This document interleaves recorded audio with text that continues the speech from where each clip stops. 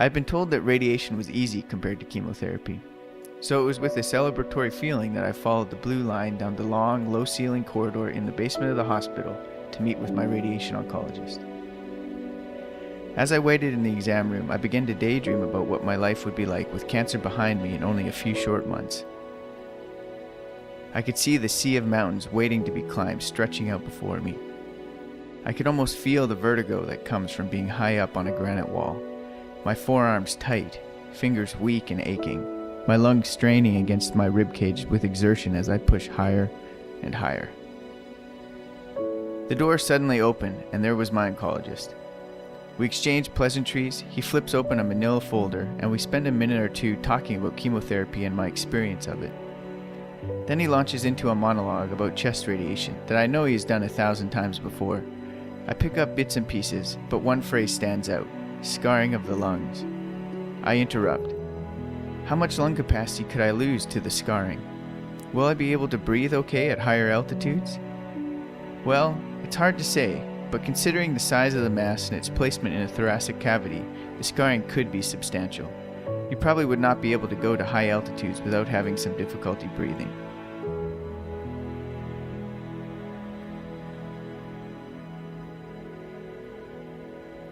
I am standing up and slowly putting on my jacket as he looks up at me with a shocked and confused look on his face. Where are you going? I'm going home. I don't think that radiation is for me. But it's part of the protocol. Doing it will decrease your chances of recurrence to less than 20%. I know, but I need my lungs.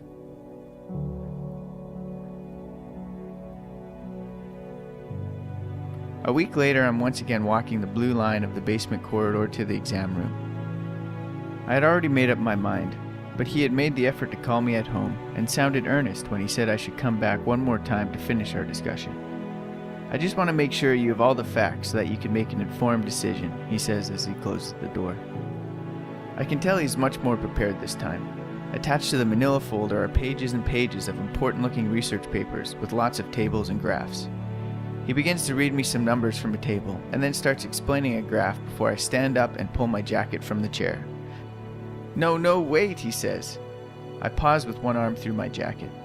Slowly, he puts down the manila folder and stack of papers on the exam room counter. With a deep sigh, he takes off his glasses and rubs his eyes, pausing with his thumb and forefinger on the bridge of his nose.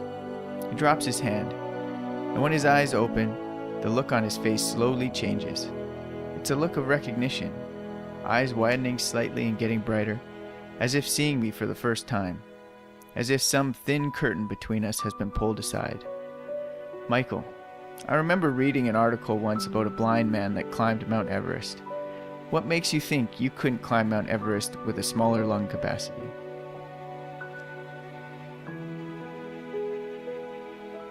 Stunned, I stand there for a long moment, jacket hanging from one arm. And with the curtain drawn, I recognize him, too, climbing his own mountain. I slide the jacket off my arm and drape it over the chair. You're right, Dr. Balog. I've always liked a challenge. We both sit down and begin to talk. We talk like we are sitting on the floor of my apartment, surrounded by topo maps and climbing equipment, planning out our next adventure.